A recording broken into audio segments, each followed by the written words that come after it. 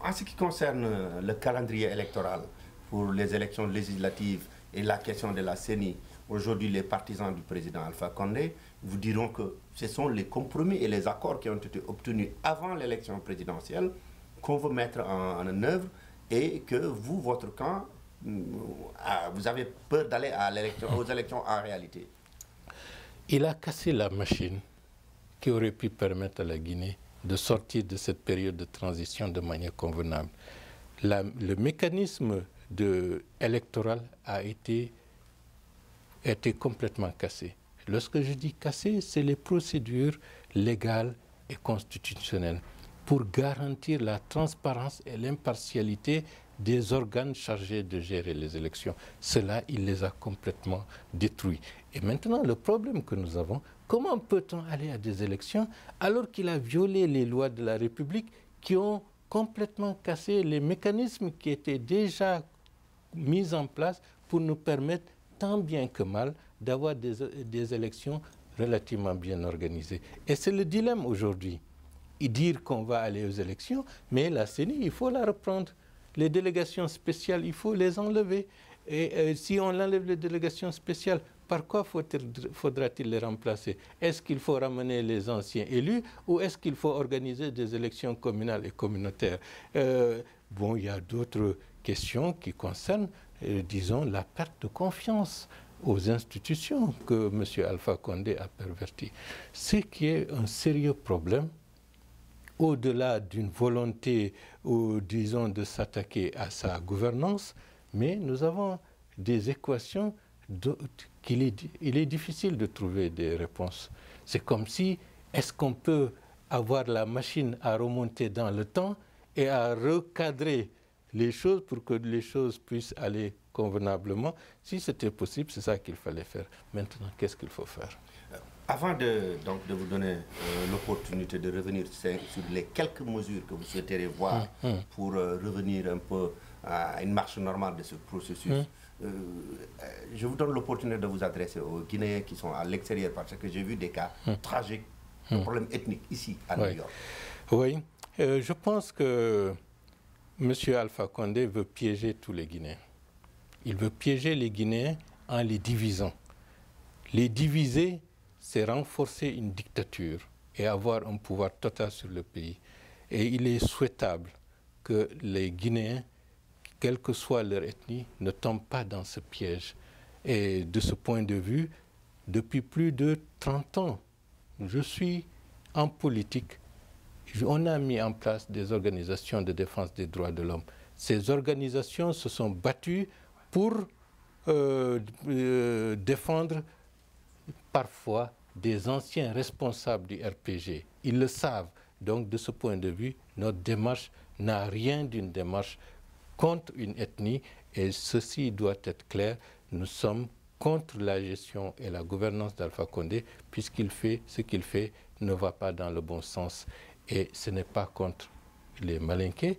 Et je pense et je souhaite que tout le monde comprenne le problème comme étant un problème politique et non pas un problème ethnique. Si les Guinéens comprennent ça, l'avenir pourra être préservé. On aura des conflits politiques.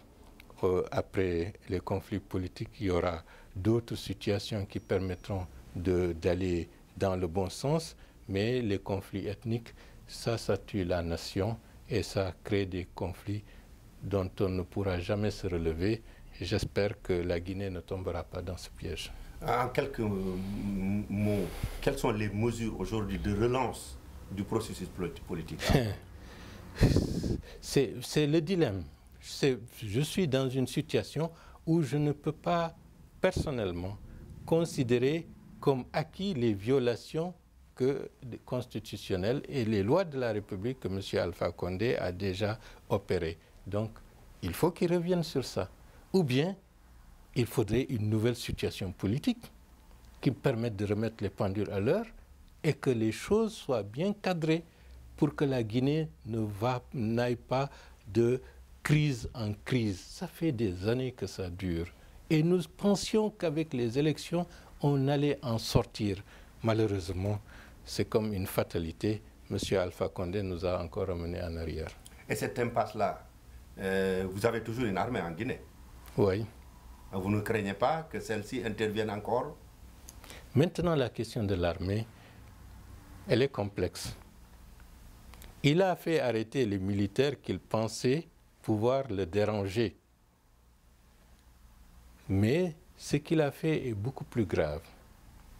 Les Guinéens sont fatigués de cette situation. Ils ont fait des manifestations comme dans les pays arabes en 2006, en 2007, des manifestations noyées dans le sang.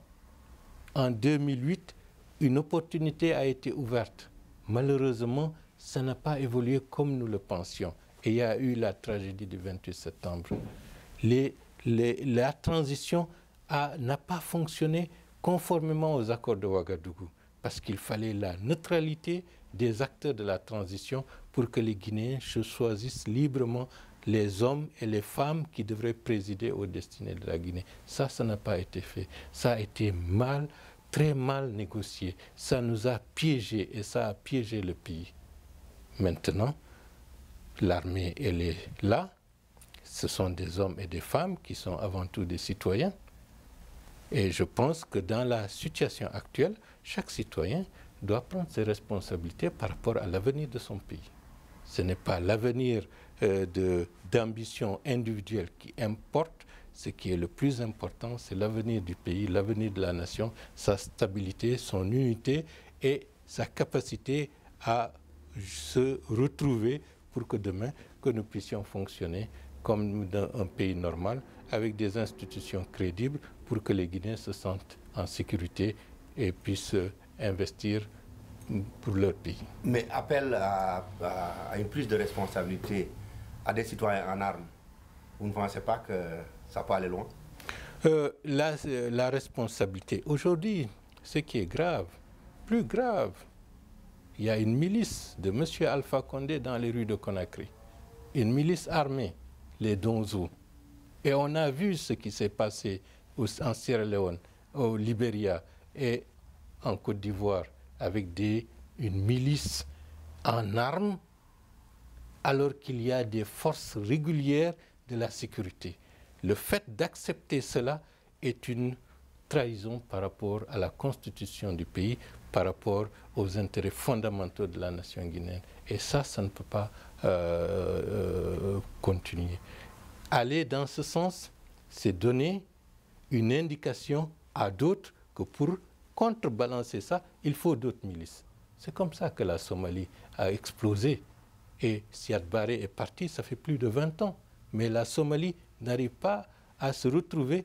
Il y a un peu partout une ingouvernabilité. Je ne souhaite pas que la Guinée en arrive là. Et M. Alpha Condé a pris une lourde responsabilité d'avoir une milice en armes qui sillonne Conakry, qui est au-dessus des forces régulières de la sécurité, et il assumera la responsabilité en cette matière. La loi ne l'autorise pas à agir comme ça. La loi réprime la mise en place de milices privées armées. Donc, de ce point de vue, par rapport à la sécurité, par rapport à la stabilité de la Guinée, l'actuel chef de l'État est en déphasage complet par rapport aux lois de la République. Parmi les conditions posées par votre camp, votre parti, il y a la libération de toutes les personnes qui ont été arrêtées, mais on n'entend pas une insistance sur le cas de Baouri. Quand est-ce que pouvez-vous retourner en Guinée, vous pensez-vous? Je pense que, vous savez, il ne faut pas polariser le conflit politique actuel par rapport au cas, entre guillemets, de Baouri. Il y a d'autres citoyens qui sont aujourd'hui en prison, des militaires et des civils qui sont arrêtés sur des bases légères. Tous ces cas devraient être pris en compte. Mais je connais les habitudes de l'élite politique dans mon pays. Très souvent, des choses un peu à la surface, sous prétexte qu'il faut chercher par tous les moyens à s'entendre. Il faut s'entendre sur l'essentiel. Il ne faut pas s'entendre en surface, parce que agir dans ce sens, c'est après-demain, il y aura d'autres conflits qui vont être générés. C'est pour cela que je ne leur en veux pas. Je ne suis pas... Ma situation personnelle ne m'inquiète pas outre mesure. Ce qui m'inquiète de ce point de vue, c'est qu'il y a actuellement des gens qui sont en prison, des militaires, des civils, et qui ne savent pas comment s'en sortir.